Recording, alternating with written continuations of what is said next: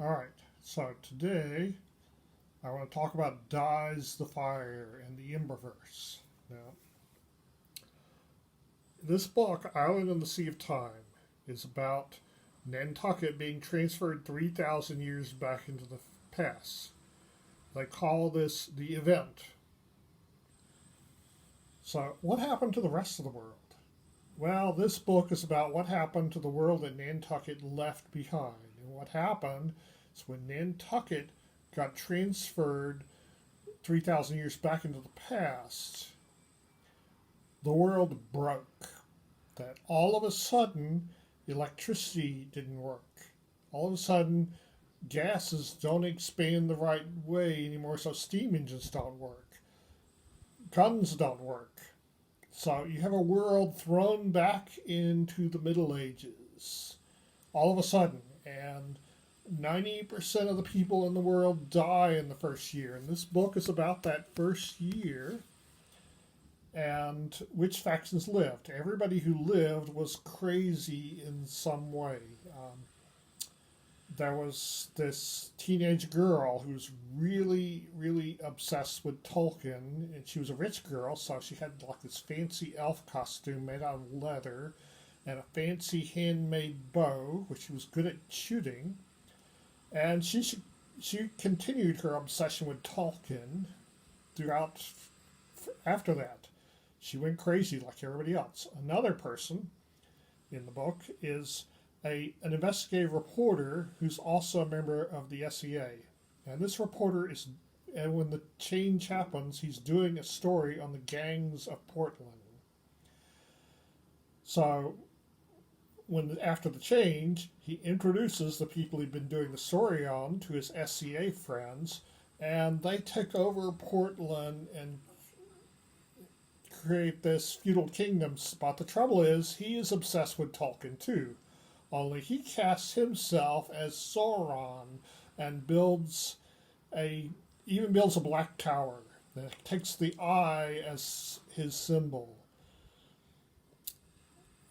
There are lots of interesting factions in here, including the Mackenzies, which for some reason that escapes me really, really, really drives certain people crazy. They hate this faction for some reason.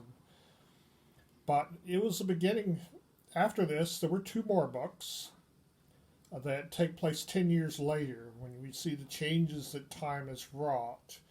And then there were more books that were 10 years after that, a whole series of books after that. And there were some interesting factions. Everybody who survived as I said, everybody who survived was crazy in some way or another. And they founded these unique civilizations. One example was an army group who tried to recreate the United States and they based it on the Roman Empire. So as far as what weapons they would use, because remember, technology doesn't work. There's no guns, no electricity, not even steam engines. There was another group. In one city, there was a worldwide convention of Buddhist monks, Buddhist clerics, all meeting in the Rockies for a convention when the change happened. So you have this whole bunch of martial artists who sort of took over a town and taught the locals how to fight. Another group was a troop of Boy Scouts who turned being a Boy Scout into being like ninjas. And so there's some interesting groups. And one of the factions was a group of children. They'd been children when the change happened. There was like one adult who imparted them just barely enough knowledge to survive before he died.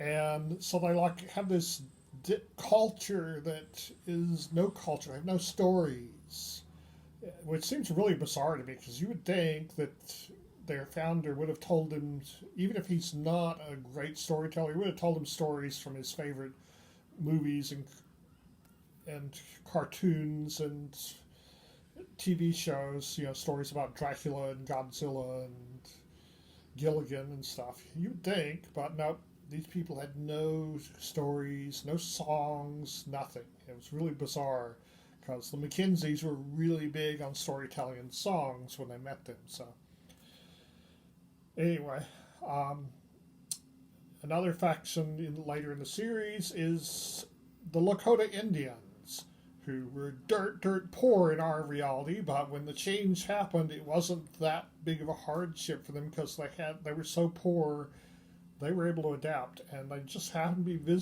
being visited by a Mongol scholar who's an expert in medieval things, who's doing a thesis on the comparison Mongol and Lakota culture. So he brought them some ideas that helped them a lot. So interesting series that these two. I really would like to know what happened after this series, and this time it was really interesting, the idea, because they made changes, they brought technologies to all the people 3,000 years in the past, and it would be interesting to see what happened later in the series. But this is the one that we have more of the sequels to, and this is of interest to people who run medieval type role-playing games, because this is showing how modern people deal with medieval technology.